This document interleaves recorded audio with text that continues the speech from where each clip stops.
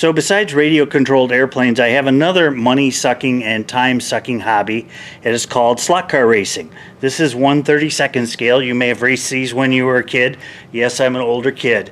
The track that I did is a replica rendition, I guess you'd say, of Road America at Elkhart Lake, Wisconsin. Just about mine and Mark's favorite tracks in the world. And it's a big layout. 2 lanes. Guys love racing here. We have races about once a month or so, and we rotate around. This actually American Motors sign right here. This was displayed at the American Motors tent when Mark Donahue drove the Javelin in the late 70s, and American Motors was a sponsor. They had a huge tent in turn 14. And which would have been like down here, and this was displayed. Donahue and Penske came down, shook hands, had sodas, hamburgers with us. It was a fun time. I am still a huge AMC fan and try to get as many of the cars as I can in slot car racing. So I want to show you the ones that I have right now, and I'm going to talk about 3 of them specifically. There's an AMX3. It was custom made. There was the number 2 Javelin of the Roy Woods team. There was a Sebring 768 Javelin. Here was a Privateer Minnesota Fighting Saints. There's Donahue's Javelin. And here's the Penske Matador, the flying brick. So the Penske Matador I want to talk to you about first. This was AMC's first foray into NASCAR, and it needed a little bit of work. It wasn't exactly aerodynamic. They called it flying brick. No slot car manufacturer makes this. So what this started was, it started off as a resin 3D printed car body that I got off of eBay, and I found the decals also off of eBay, and the chassis is actually, it's a monogram adjustable chassis, and these are really tough to find now.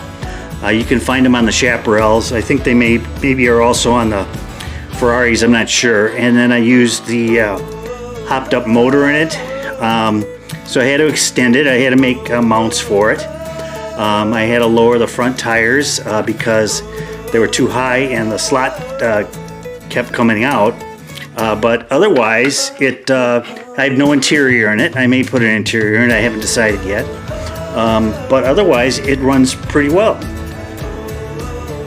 Okay, so this is what it looks like when it's on the course. Now, keep in mind, I am trying to video and drive at the same time, so it's not as fast as it normally would be. But you know what? It runs around pretty good.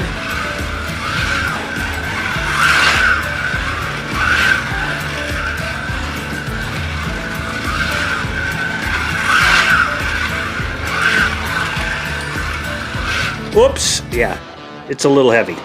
So this is the Roy Woods Trans-Am Javelin. This is the year that Roy Woods took over the Javelin team with George Fulmer and Roy Woods driving the cars after Donahue had left to go to do the NASCAR races.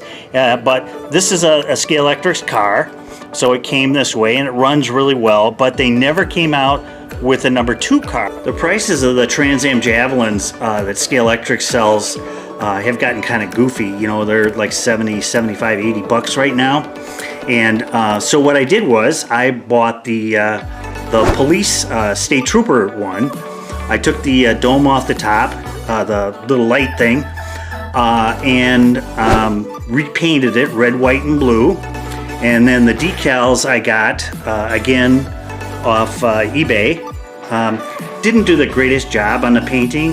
That's one thing I wish I could do. It pebbled a lot. I mean, I heated up the paint and was, easy on it, misting it and stuff like that. But it pebbled, and yeah, but you know what? It still looks cool. It's essentially stock. I didn't change the motor. I put silicones on it. and I didn't change the, I forgot for a second what I said there. I didn't change the magnets either. After I painted it, I clear coated it. Unlike the other Trans Ams that I have, it does not have an interior, which is okay by me. And it has lights not only in the back like the other Javelins do, but also has lights in the front, so I could run it at night when we do some of our races. And here's what it looks like on the track. This is quite a bit faster than the Flying Brick, the Matador, but a pretty cool car.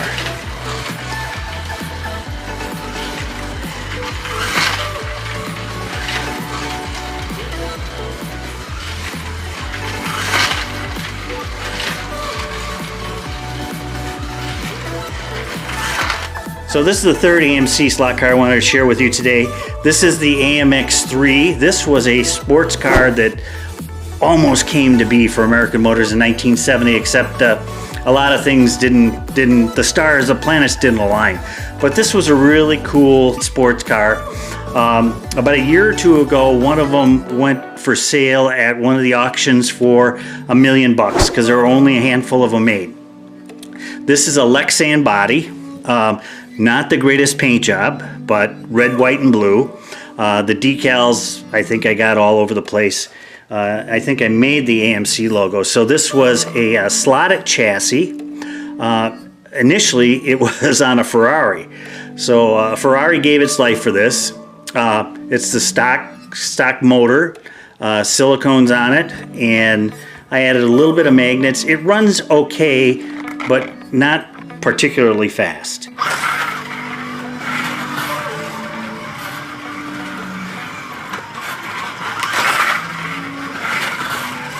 I should actually amend that. It is fast, it's just I have trouble keeping it on the track sometimes. Wouldn't this have been cool, huh?